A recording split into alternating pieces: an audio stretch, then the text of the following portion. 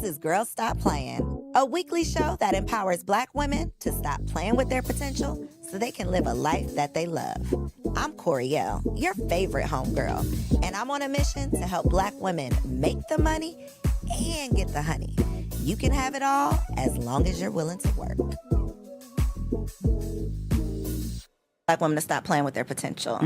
So we talk about entrepreneurship and relationships, primarily, but then, you know, we can go deep with either one. Whatever you want to. But I got some stuff to talk to you about. Okay. I'm excited. Let's do it then. All right, let's go. I'm excited.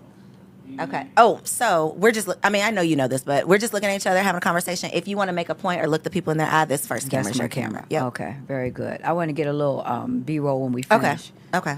He'll take some too. Okay. Let me, can I give you this tablet? Because my phone was definitely going off. Thank you. Now, what did you hit when you did that? Because was it the Bluetooth thing? If you hold it, it'll pop up. Okay, because I'm going to see a lot of people. Mm-hmm. So you have to, yeah. So I wish you could just leave it to where it's on for everyone. But it's so annoying. You got to keep doing that. Because other people can send stuff. But you have to accept it though, right? They can't just send it to your phone. Yeah, but then it's weird because you get all these pings popping up. Yeah, he's He's right. He's right. For security reasons. For security reasons, right. All right. And 5, 4, 3. Welcome back to another episode of the Girl Stop Playing podcast. It's your favorite homegirl, Coriel, here to encourage you to stop playing with your potential and start working for what you want in life and in love. You already know that I'm bringing you the information and the conversations to help you make the money and get the honey. You can have it all as long as you are willing to work. And y'all, I cannot even contain my excitement about the conversation we are about to have, okay? This interview is literally a manifestation that y'all get to witness. So without further ado, please welcome today's guest, the Dr. Traci Lynn. Well, hello. I heard somebody call you the $100 million woman, something like that. Something like that, yeah, baby. Yeah. So your resume is long. We want to make sure we put some respect on your name. Yeah. So I want for you to look in this camera and tell the people, who is Dr. Traci Lynn? Oh, my goodness. So the Who would be the woman who started the Traci Lynn fashion jewelry business. And we had over 100,000 independent consultants selling our jewelry all over the continental U.S. We dabbled in Canada a little bit, but that's the who beginning of the story. And my mentor was Madam C.J. Walker, who I never met, but she came 100 years before me. And so I was patterning my business after what she did in direct sales. But I looked to so many other women in that space, but there was no other Black women in that space. Madam C.J. Walker 100 years ago and Traci Lynn. She said put some respect on her name, as we shall. So I want to ask, did you work in direct sales before starting a direct sales business? No, I had joined a few other companies, just random. You know, family members got me in something, selling something. So I had experience with one or two before. And what was your experience like? Because I have a theory about direct sales and just sales period and like the type of personality that it takes to thrive in those roles. What was your personal experience just working in direct sales? Well, in the beginning, it wasn't good because I just didn't want to call family and friends. And I was, you believe it or not, seemed to be a little bit more shy when it came to approaching people about the opportunity. Of course, when we're uncomfortable, we find the reasons. So my reason was I'm shy. And there's nothing in my body that's shy. But because I didn't really want to do the work and learn how to do it, read the scripts, and then I felt phony. So it was just, it was a process. And then eventually I realized, okay, so this is the script, but I can take it, put it into my own words, and give it back. And then it became more personal development. So at the root of the direct selling companies was personal development. And even with Traci Lynn, I mean, we were a jewelry company, but we were a personal development company at the heart, disguised as jewelry. So that's, so when you took the personal development piece, That's what transformed the lives of women. So I have dibbled and dabbled in direct sales, multi-level marketing, all of these spaces where Yeah. I feel so uncomfortable, where much like you, I'm like, oh, I feel fake reading Yep. a script or, Yes, feeling like I'm yes. pretending. And that just didn't sit well with me. However, Mm-hmm. what I know now, being an entrepreneur and just being a grown-ass woman, is the value that people who were in direct sales, if I could go back and do it all over again, just the muscle that you build of getting that rejection, of picking yourself up off the ground, of peeling your face up after, that there's not much greater personal development out there than figuring out your identity through rejection. Absolutely. And it is a muscle that you build. And again, it goes back to personal development. Everybody wants development, but they don't want to go through the process of development. There's a process, and you got to trust that process. What would you say were some of like the principles that you incorporated into your personal development that helped your team to thrive? Because with 100,000 agents or representatives, I'm assuming everybody doesn't come to the table with the salesman spirit, or they naturally have it. So what type of skills could you teach these women that would help them be successful? Well, we called them the force because they were a force to be reckoned with. And I called them my partners. So it was always the way I laid out the foundation and the language I used. Partners. They were independent consultants. That's what all direct selling people are, independent consultants. But I wanted more. I wanted partnership. I wanted them to have a voice. So for them to have the voice, to be the force, they went through my training program. So I put together a university, a jewelry university, where I wasn't just teaching selling. I'm teaching the skills of getting outside your comfort zone, self-esteem, knowing your worth, knowing your value, how to get paid what you're worth, how to know what your dollar per hour proposition is. Do you know what it is? I need an extra job. Well, what's the dollar per hour proposition you're looking for? You looking at Target? You looking at Walmart? Or you want to make some lawyer kind of money selling jewelry? So I had to explain value, dollar per hour proposition. So I started teaching these foundational truths that would help them in their job, because they went back and negotiated for more money on the job. So I was teaching them life skills. Everything I taught them in jewelry transferred. And then, I had some people who wouldn't even really wear jewelry. It was so small you needed a magnifying glass. I had a woman back then, she was probably about 60-some, and she wouldn't wear anything bigger than this. Then we had a convention. She walked across that stage. That jewelry was so big, that was like Flavor Flav coming across the stage, that clock. And so she got comfortable in her own skin. And that's what I wanted, because you can fly from there. And that's what I was teaching. So people always say that the people are the hardest part of the business, like managing people, from a team to managing your customers. But baby, to think about managing 100,000 plus, because that's just the reps. That ain't even your team, your employees. That's how? How? I'm seriously, I don't even know a better question than just how. Like, how did you do that?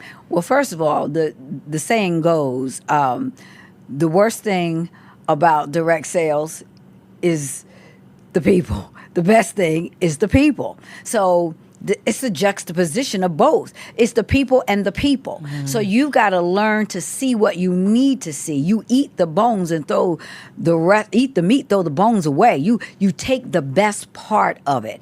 And then the how. I was in my purpose, in my season.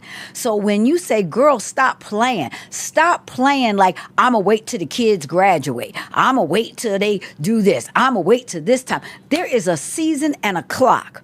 So you need to stop playing and be in your season. And when you're in your season, there is an anointing that rests upon you to do it. There is a grace for your place. So that is the how. I was anointed to do it. I came here to do it, and I did it in the time of the season. I wasn't playing.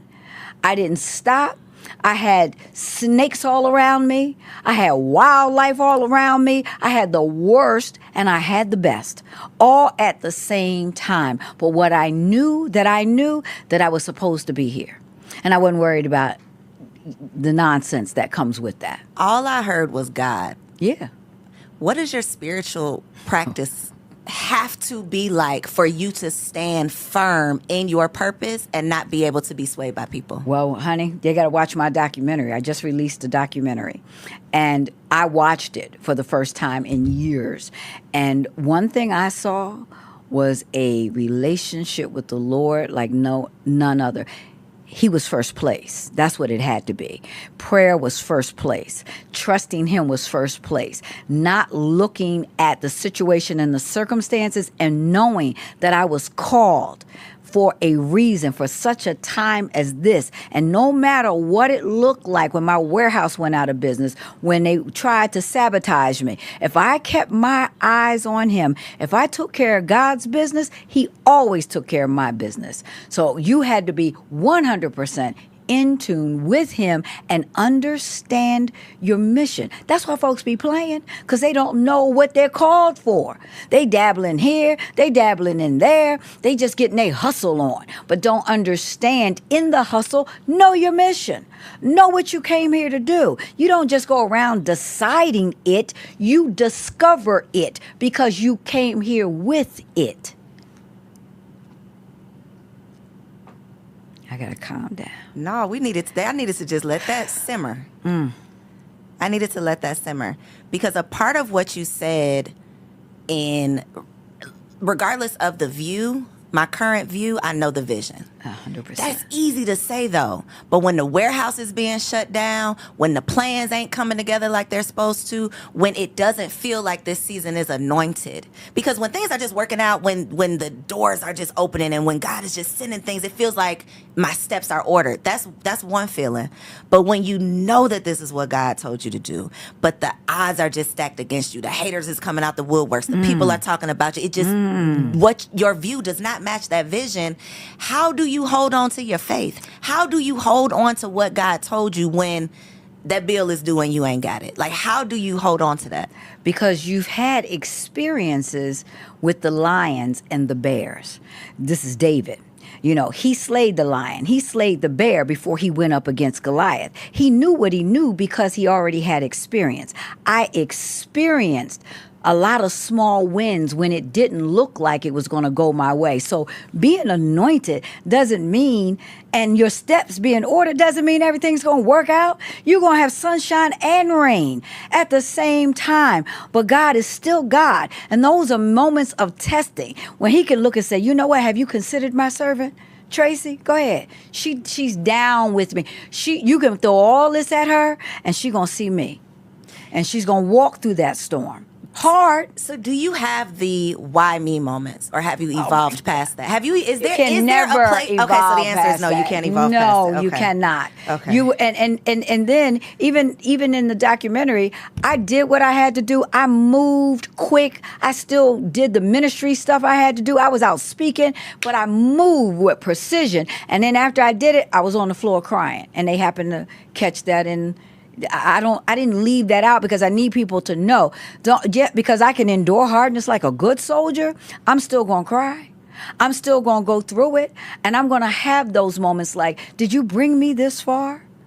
I asked the question, did you bring me this far to leave me? And in my spirit, I could hear God saying that I began this good work and I'm going to complete it. So keep moving. Don't get in a pity party. Don't be calling up everybody. Because I have people say, well, the time is up then. It sounds like the season is ended. Season ain't in. I got to go through this thing. You think you just wake up one day and make $100 million? Really?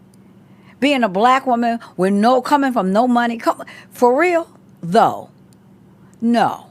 You're gonna have to endure hardness like a good soldier. You're gonna have to endure the snakes. You're gonna have to endure the pit bulls, but they ain't got no teeth and no venom. Shake it off. Dr. Tracy, don't do me like this, Dr. Tracy. You came in here to preach today? I came in here fired up today. I flew in here early for you, so we gonna get it today. I'm right off the plane ready. It's so easy to be a good and faithful servant. When the bank account is looking good, when the people are singing your praises. But baby, when God has to remind you that I'm still God, it is rough. It is hard to get in front of a microphone when you're battling something. And I feel like personally, God has been working on me like, I wish you would close your mouth about me. Just because you're not seeing what you think you should be seeing right now, you're going to stop talking about what I've been doing. But it's unnatural. It feels unnatural to still be out celebrating and shouting about the goodness when you're not currently in it. So to speak about, Yes. I can do the work and then I can go fall down on the ground because I am still a human. Absolutely. That is so necessary. But people need to see that. That. Because then they judge their own walk based on what you're saying. Because they think you're superhuman. You're superhuman. And then where is your compassion for others? Because you haven't been touched with those things. So I've been touched with that. I know what it's like to get on the floor and cry. I know what it's like to have everything against me. I know what it's like to have women who've been in business and I've written big checks to try to come out against me, all on social media. One in every hour, here they come and make it look crazy. And I heard the Lord say in prayer that morning, today is going to be one of those days, but remember, you're bulletproof. I know what that was about. And as soon as I got in the office, you know what? I went and got my hair done, and that was a 3-hour appointment. It was a full weave, full color. And I sat there for 3 hours and got that hair done because it was all, God already told me it was about to happen. Already warned me, but it doesn't make it any easier, especially when you see betrayal and you got to deal with that. But the world is also watching. Are we who we say we are? Or are we only in it for just the meat and the drink when everything is going good, when the bank account is fat? Or do we have to trust? So then where is our faith and where is our trust? If everything is working, oh yeah, it's all lining up. Guess what? It's still lining up when you can't see it. It is lining up. You're just looking in clouds, but it's already done. Keep walking. Sun's coming back out. How do you not let this chip away at your character, especially the public part of it? Because you can know who you are. You could think you know who you are until other people start telling you who they think you are. And if too many people start telling you who they think you are, one after the next, eventually you could start feeling like maybe these people are right. Or blaming yourself for even letting these people get close to you. Now you're talking my language both ways. That's some inner turmoil right there. It is. And but listen to words though. Words are powerful. You said character. How can you what has your character got to do with that? See that now they may come for your self-esteem, but they could try to assassinate your character, but you already know who you are. You know what you're going to do in the day and what you're going to do in the night when people are looking and when they're not looking. See, that's character. People get things and blessings and opportunities that their character can't hold up to. But when your character can hold up, and you know how you got character? Because you ain't fighting back. When you want to go over there, pop, and you sitting down calm. So it's not even that they're coming. Sometimes they do come for your character, but what they're really coming for, what you said and all what you said, they're coming for your confidence. They're coming for your self-esteem. How do you keep it? How you keep it, Dr. Tracy? Because first of all, and you got to be careful, because you do get upset. I've been upset about people that I have allowed in, but that's why the word says guard your heart without all diligence, because out of it is the issues of life. And then they all up in, you got issues from stuff they saying, because you got to guard it and you got to have strong discernment. Even though everything looks good, but there is something telling you, they're not right. Something's not right. Something's off. But you don't see it. And then you go against what you know, and there it is. Do you know 99% of the time the Lord has already said that one? And I'll be like, no, look how good they look. They're not my friend. Not my friend. Shucks. Yeah, so that if you really listen to him giving you those warnings about the character. But let's talk about keeping self-esteem, because this is important. Here it was. I had accomplished so many great things, and I had a long season of drought, and things were going bad, just craziness. How did I get here? moments. And I even had a staff member just try to do some, people will try to really get you when they think you down. When they think you down, just really try to step on you hard. And I knew it started to affect my own confidence, my self-esteem. And I ain't talking about 20 years ago. I'm talking about just a few years ago. And that's how my big dog story, Coco, that's not about just my journey. That was me looking at Coco and the Lord speaking to me through that example, because it's like, did you forget who you are, who I made you to be? You a big dog. You running with these little chihuahuas out here. You talking to, and then you fighting with chihuahuas. Big dogs got confidence. I got a little dog, Georgie, 8 pounds soaking wet, and I got Coco, who's about 90-some pounds now. Georgie's all up in her face, and she's sitting there like, little boy, if you don't get out of she don't even move, because that's that big dog confidence. They ain't fighting with no chihuahuas. It ain't a fight. And sometimes when we just allow the wrong voices, here we go, we allow the wrong voices in to a place that they should not have access to. Can't nobody come for you and your self-esteem and all that unless you open the door and let them in. You got to shake yourself. I get crazy emails. People be saying crazy stuff. I be laughing. I say, these folks is crazy. Delete. I don't call it. You know what she said? And she said this about me. It ain't true. Delete. I had a consultant write me the nastiest thing. I called her. She was ready for a fight. I was cracking up laughing. I was like, this is the craziest email I ever read. She said, oh, you got my joke? For real, though? It wasn't a joke. But you just can't believe I'm laughing because you got bad grammar. And the thing was crazy. I don't receive that. I needed you to know that. It was a joke to me. I'm just... Yeah, I know. I'm pouring. I know what you're doing. It's filling me up. Yeah. Because the people really be playing... They will play with you to the point where you start questioning. It's true.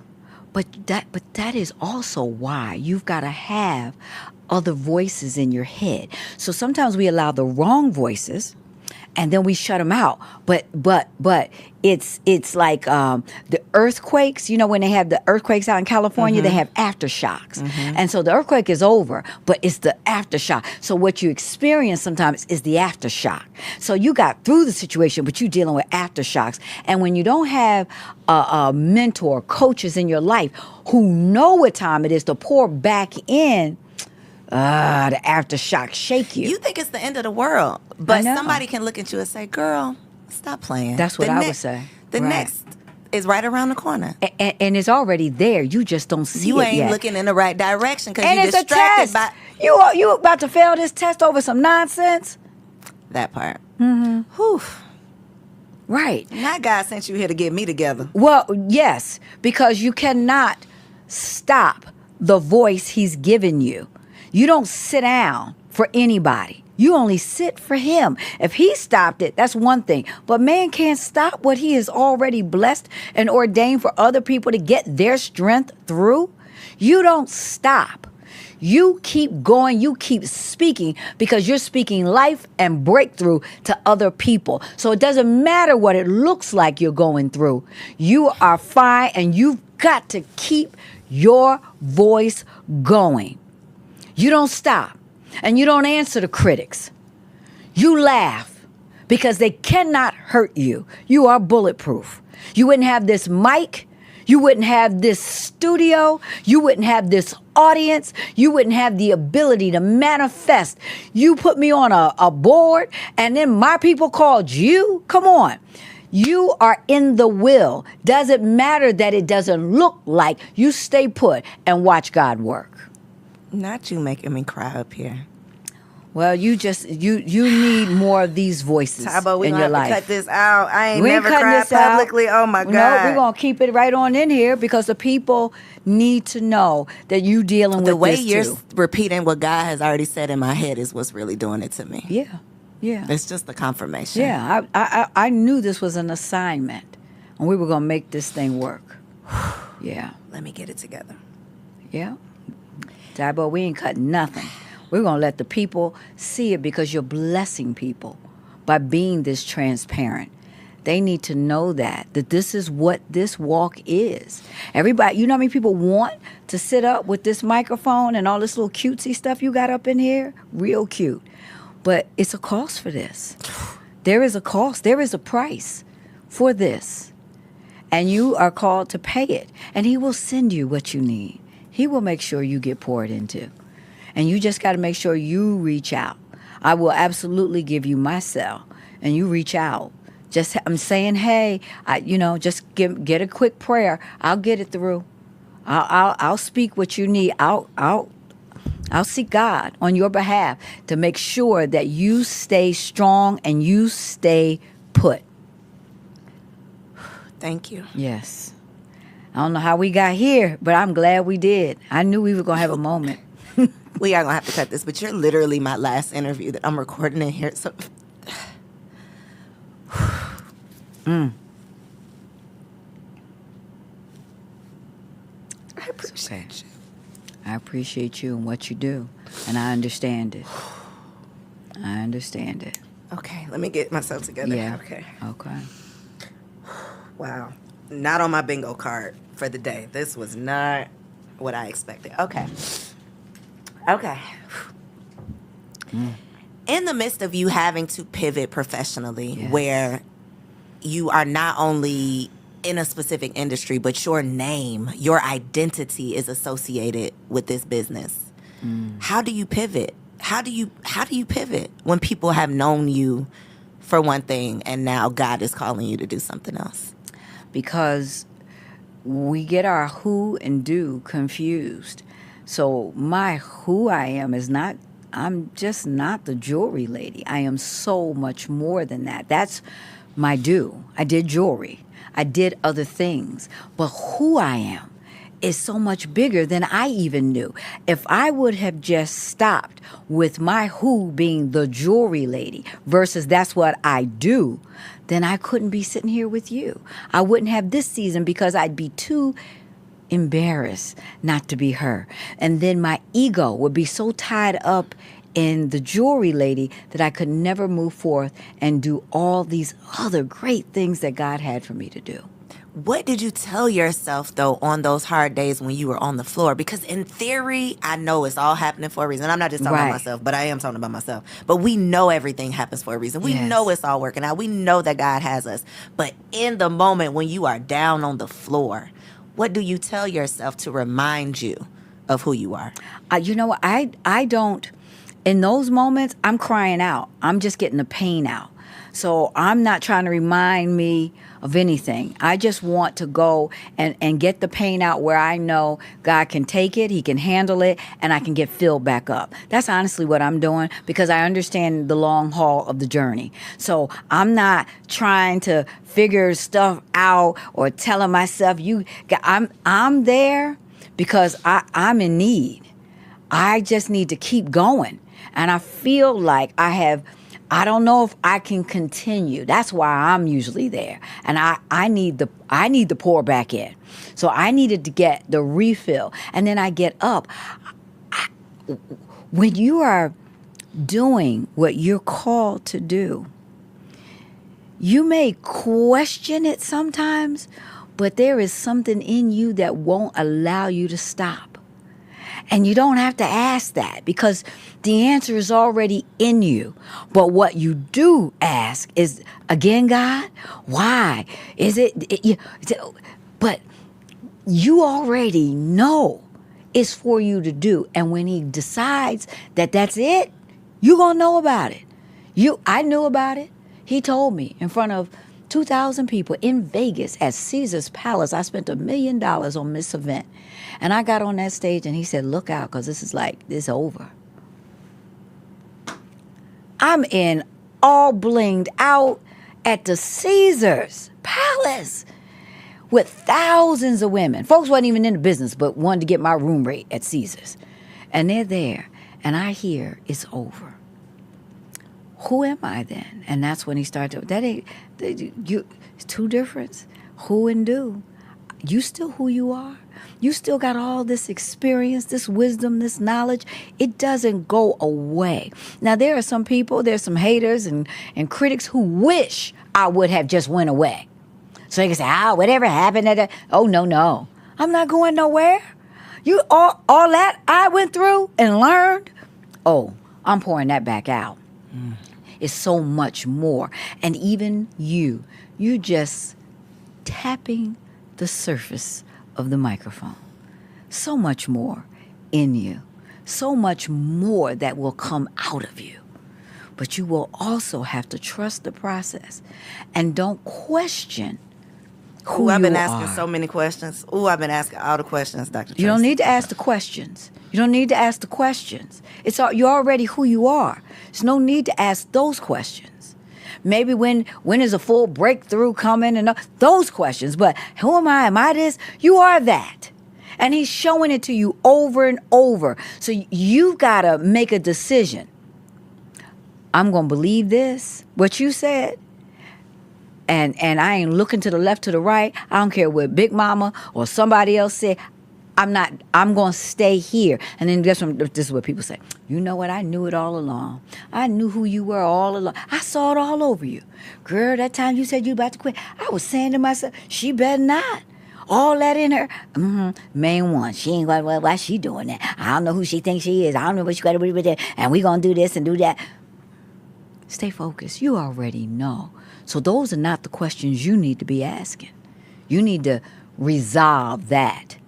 Even today, I ain't asking that. What we gonna do? Where we going? What you need me to do? How do I flow? Give me some insight. I had inside information. See, that's what people don't understand. That's what that relationship gave me because I invited him in the business. I had insight. I had inside information. What does that look like, inviting him into the business? Because I am stumbling around to that, and I feel like that is why God had to sit me down, because I was out here feeling like I was doing God's work without God, without consulting him consistently, because I was living in a godly way, but actively talking to God about who I'm working with, what I'm deciding to do, every little detail. I was not doing that. What does that look like for you? Like, what is a process of truly bringing God into every area of your life? Every area. Well, and especially in my business days, it looked like me being up early. I wouldn't be snoozing. I'd get up and I'd make sure I make at least 15, 30 minutes. And I wasn't doing all the talking. I would read. I would decide, okay, I'm going to read this. And then he would interrupt that reading and just start talking. And then I would be saying, I want to put this before you. I'm having interviews today. I need your insight. I need to know who we need to bring in. And then he would just show me things. Even one of my staff, I had no idea this particular person was so against me. But I saw it. I wanted to know, show me the enemies and then show me how to handle it. Because, see, I'm ready to go off. See, I need to pray that prayer. I need the second half because he showed them to me and I'm like, ooh. No. Because I had one enemy working with me and I was ready to let them go. And my mother saw it too. And she was adamantly against that person. But the Lord said, not yet, because they were teaching me some things. They were teaching me some new things in social media. They were teaching me, and this was all some new stuff. And she was upset with me because I wouldn't do this. But I heard God, not yet. And I had to swallow all of that. And they were stirring up stuff with other employees against me. Even my employees would come and show me the notes that they were doing. And I had to sit there until the time. But guess what? When it was time and I did release the person, all of a sudden, all these new doors opened up. It was the right time. I was able to go in. And even for my mother, I was like, because I did it God's way, I was able to bless her. She didn't have to work. I took care of all her stuff. So she couldn't understand that, but I heard God. But my flesh wanted to drop kick, get them out, show me who I'm working with, and show me my timing. And give me the grace and the peace to hold on until you say, make the move. So I had to be gracious. I've learned how to just be gracious and not phony, just gracious. Well, what's the difference, Dr. Tracy? Because I be feeling like the phony thing is not for me, but there's an area that I need to learn how to get into. Yes, but I it's don't the want it to be grace. the phony area. It's grace. It's not phony. How do I do that? So phony is, hey, you know I love you. That no, we ain't doing that. Okay. But the grace is, hey, what's going on? Okay, let's get down to business. Let's talk business. And knowing that's the enemy. So you already know lockdown systems. So like there was access that had been granted that I locked down. So I did the things. I did the lockdown stuff that I knew to do. But I didn't need to fight. I didn't, hey, let's get the work done. Let's have a meeting. I stayed focused on what that mission was at the moment. And they were an integral part. They were a part of that mission until they weren't. That's some maturity right there. Absolutely. Spiritual maturity. Spiritual and financial. You messing with money. You're paying this lady at the same time. Or I don't know if it's a lady, but you're paying this person. Right. So, but I'm being paid. So it's spiritual maturity and it's business savvy. I'm hearing God. Work it. You ain't got to be funny. We wasn't going to no lunch. We wasn't hanging out. We working. And I'm getting all I need. And I knew that there was a clock that was going to tick down. So I got everything I needed. And they thought they were just stepping all over me. Their biggest mistake was they thought I needed them. What I need is God in my family, my husband, my mother, my son. I mean, come on. No. See, you made a mistake. But you got to just sit there until it's time. And when I heard, let Lot go, was the word I heard that Sunday at church. By that Friday, Lot was gone. Mm-hmm. Yep. It was over. And because it was gone. And I knew it. I had full release. Go, now. And it was so smooth. Woo! That thing was smooth. Dancing smooth. You hear me? Dancing smooth. But to get to that point where you're just hearing God clearly like that, that's where the consistency comes in. That's where the consistency comes in. And that's why it's important, too, that you have people that you can talk to who live that life, who understand that. Because it's your consistency, but sometimes you need to talk that thing through with somebody who knows, who can say, look, I know what you want to do, and you're not being phony. You don't try to go out for nothing to eat. Don't see, now you phony. Don't do that. But you smile, you do, because God will have you. To smile, but you're going to get me together. I'm going to go back and watch this. You're going to have to smile. Yes, okay. Because your money, we're talking also business. God you ain't doing business with everybody who's a Christian and saved. This is true. Right. So you in the marketplace, baby. So you going to get them all snakes and wildlife come up in the marketplace. And you got to be able to handle. You're a snake wrangler. What you talking about? In a godly way. Of course. You know what Paul did? That thing with some venom bit him. He shook that thing right in the fire. And everybody's waiting for him to die. Oh, he was a bad man. So he made it over here on that one piece raft, but they going to get that snake got him. He about to die. Please, he went over there healing sick folks. Then they invited him to the house. Hey, can you heal my... Because he could shake it off. He had something special in him. That you could come with all your venom. You can't get nothing here. I'm not crying again, Dr. Tracy. I'm not going to do it. I'm not going to do it. I feel like you are probably the strong friend. Who do you turn to? Well, see, that's one of the reasons why I always had to consult the Lord in business, because I didn't really have that.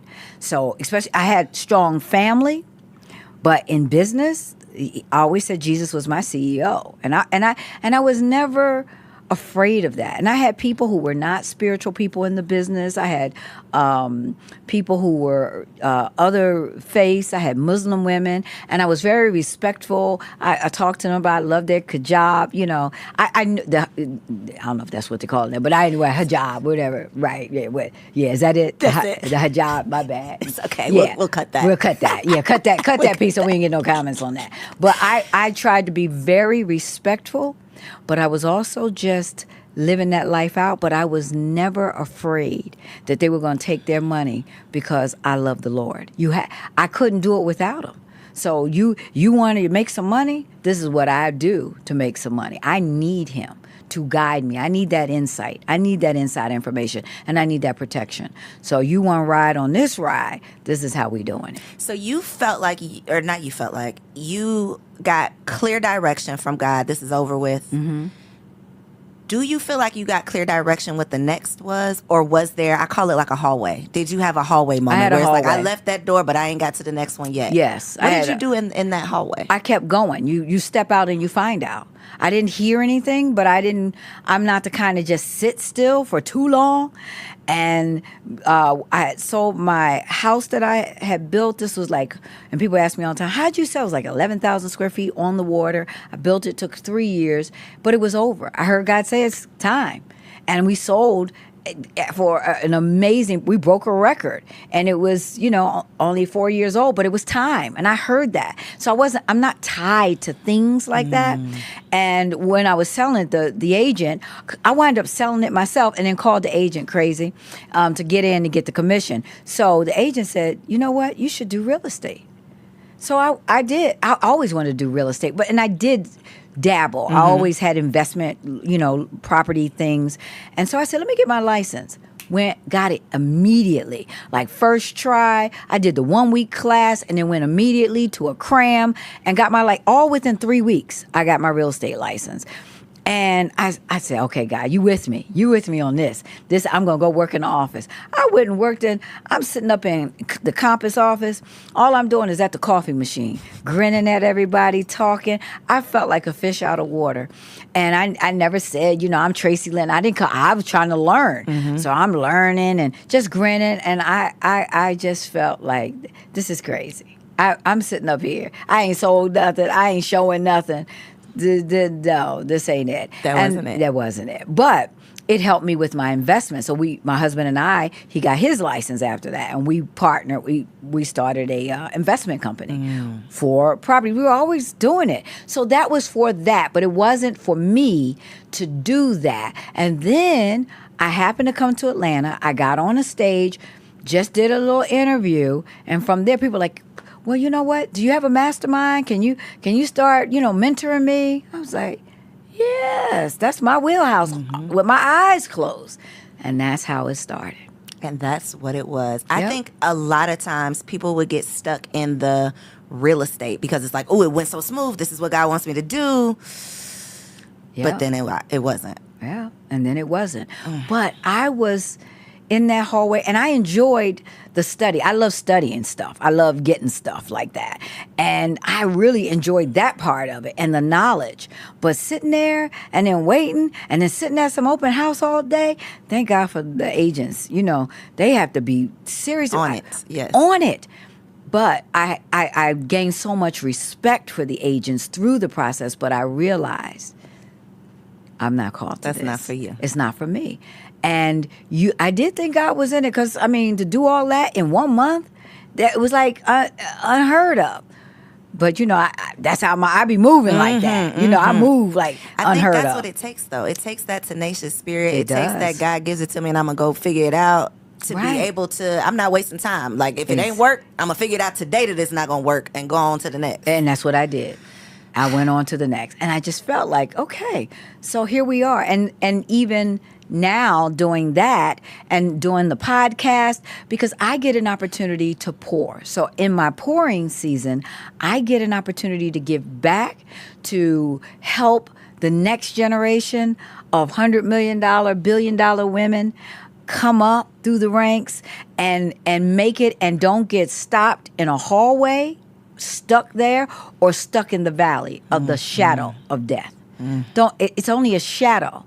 You got to keep moving through the valley. People get stuck in the valley, and the valley oftentimes is the middle, and people get stuck in the middle. That's where God is trying to work on you. Yep, exactly. Because that's that valley stuff. That's when stuff happens. That's when you got to get real focused in on hearing his voice. You step out, you find out, you make a little wrong move here and there, but it's all good because you at least stepping out. You get fine tuned in, and then that direction just starts just coming in with precise precision. And you don't even know how you know. You know stuff. Just like when the warehouse went, I got an email. I got inside information.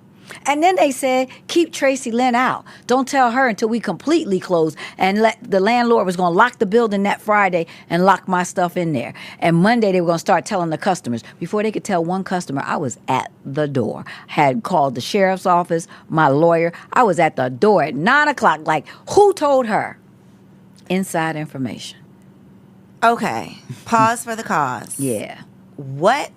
So what was the ultimate closing of the company? It wasn't voluntary? It wasn't... It was. Yeah, I mean, it was. I got my stuff out of there and went to another warehouse. So they couldn't close me. Gotcha. They didn't start me. How could they stop me?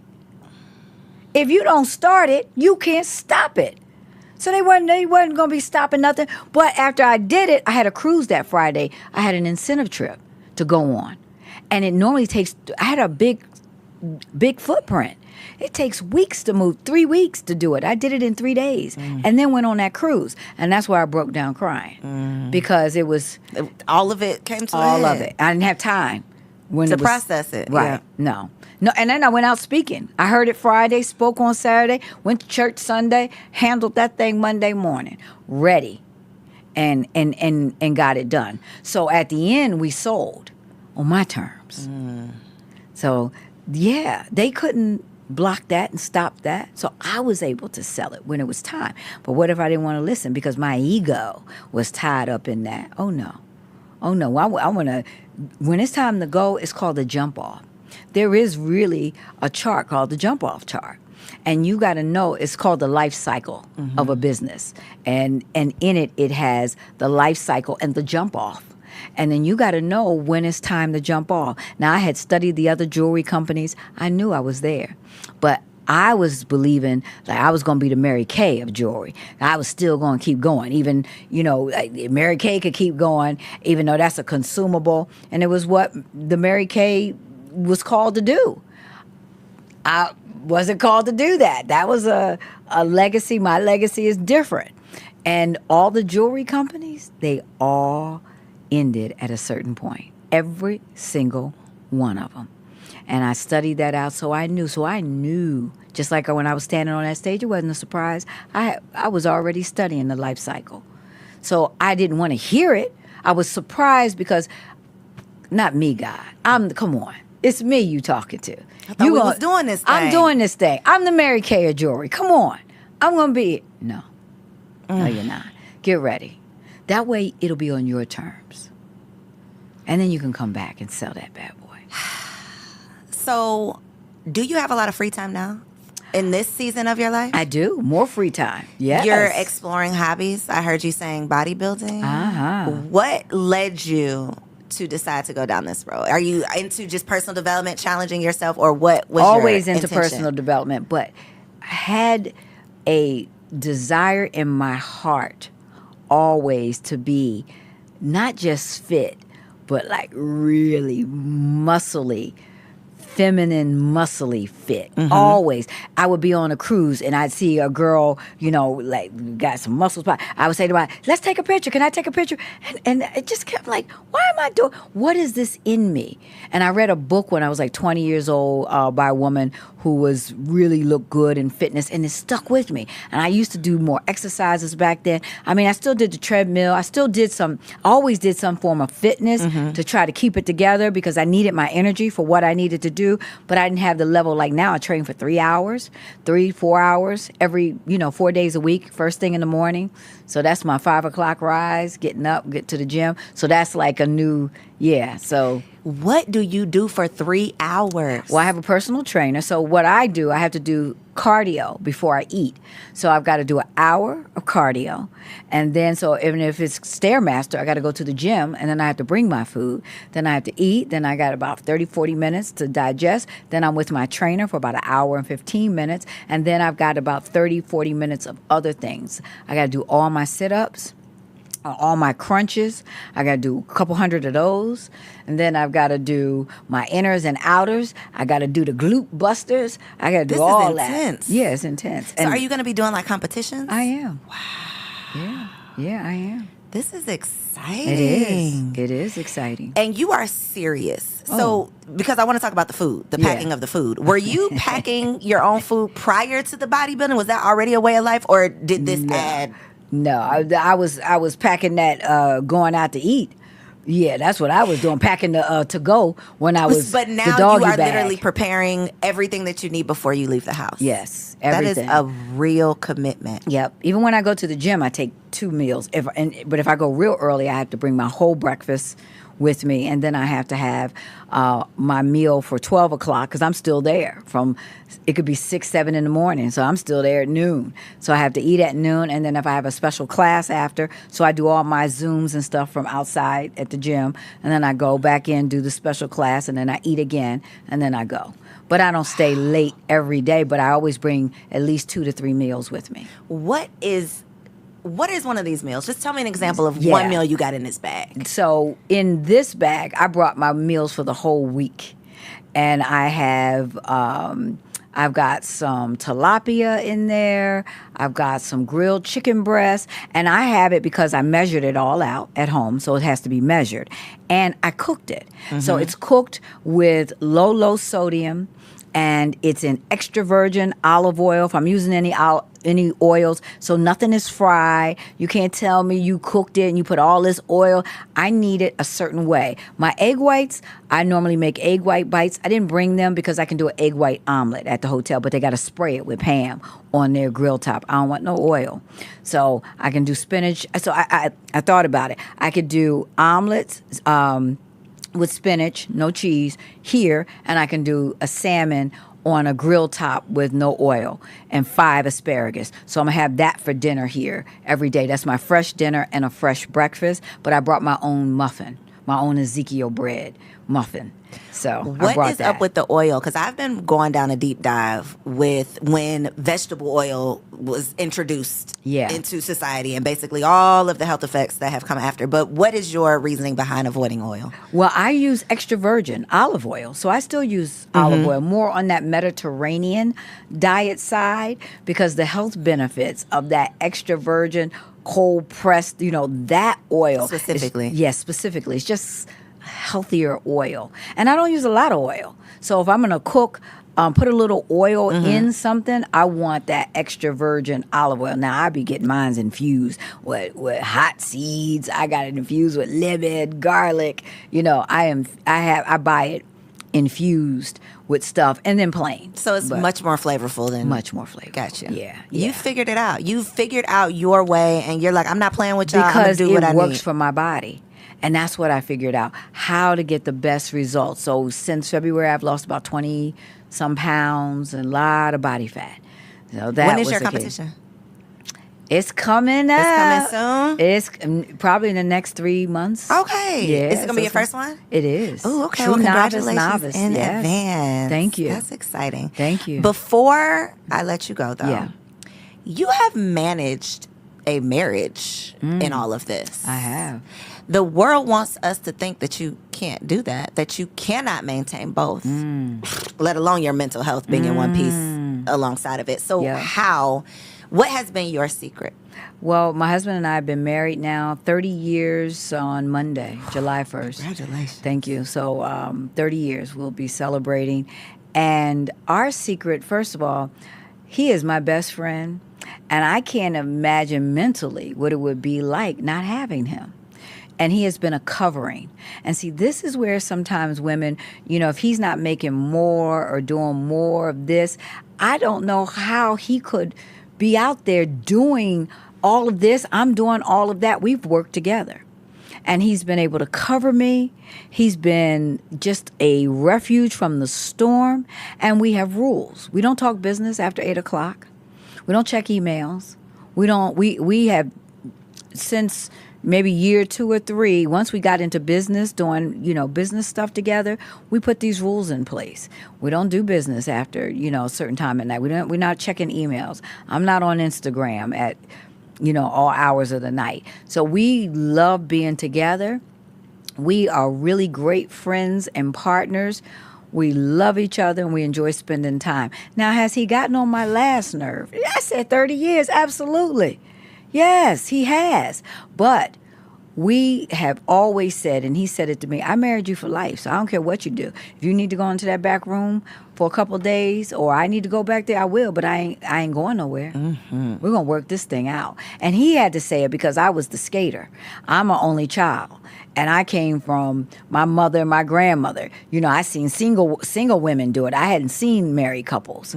And so I was always ready to go. I don't need a man because, you know, you're strong. My mother raised me to not depend on a man to make it big, that I could do it. She always believed in me, my grandmother. So I came up with that, which was wonderful.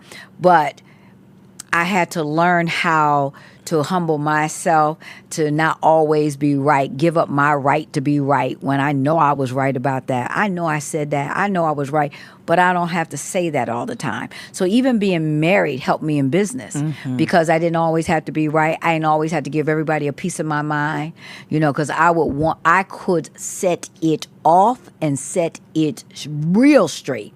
But I've learned how to temper that and how to work that thing in business and in life. And a lot of those lessons came in life. So you can have a successful, God-fearing marriage and Make $100 million. wow. And have somebody right there to have your back, 100%. Somebody to have your back. So, and you can do it. And you can do it all with God. Okay, so I need you to look in this I'm camera. sorry. Yes. No, don't. Okay. Listen, you have nothing to be sorry about. But there is somebody out there that is hearing all of this, inspired by all of it. Maybe they Yeah. was crying along with me. But Yeah. they are at a place now where they still feel like they don't have it in them. They can't reach down far enough to get it. What is your girl stop playing advice? That you are Coco, you are a big dog. You've just been playing with the little chihuahuas. So you done forgot who you are. You need to go back and watch The Lion King. That's what you need to do. You got some little Simba action. You forgot who you are because you around with the hyenas. Just laughing and they really playing. You need to stop playing. Get in your rightful place. Dig deep. Change your circle. Number one, I'm going to give you 3 quick points. Change your circle immediately. You got the wrong people in your ear. Here you are, big dog, running with the chihuahuas. Wrong people, first of all. Number 2, get the vision. Write it down. I'm not sure. I got so many ideas. Well, we're going to step out and find out. Write one of them down. Well, I don't know which one to do. Write down the one that's going to make you some money first. Let's start there. Because you get a little money in your pocket, you be like, ooh, I got this. And do it when it's easy, not when it's hard. You ain't got to go out and quit your job and then you're going to do it because then you're going to eat all the profits. You're going to eat all your money. And then you're going to go back to work and say it didn't work. Well, you ain't working. That's why it didn't work. Start it when it's easy. Why you working somewhere else? Make the time. I'm too tired. Well, then get untired. Get on that treadmill. Get some energy. You got to get the energy so that you can do it. Find the time. My grandmother used to always tell me, I don't have the time. Find the time because you got the talent. So make it happen. No more excuses. Girl, stop playing. I could just drop the mic at this point, but you got to tell them where they can stay connected, where they can watch that documentary, how they can get more of you. Let them know. Well, you can follow me at everything social is at Dr. Traci Lynn, including my YouTube channel, which is where the documentary lives. I just released it a couple weeks ago, but it's at Dr. Traci, TraciLynn. I got on a green suit, big hair, and a check mark. Big suit, green hair, check mark. Check it out. Check we it will out. drop all of those links down below. Yes. Y'all, don't send the people clips of me crying. I can't believe Dr. Traci came over here making me cry. But this was a therapeutic conversation. Good. For sure. And I know it was Good. not just for me. I know it was not just for me. So Good. truly, thank you. Thank you, thank you, thank you. Thank you for having me. Y'all, follow Dr. Traci, okay? Come on. I love y'all. Thank you for tuning in. I will catch you on the next episode.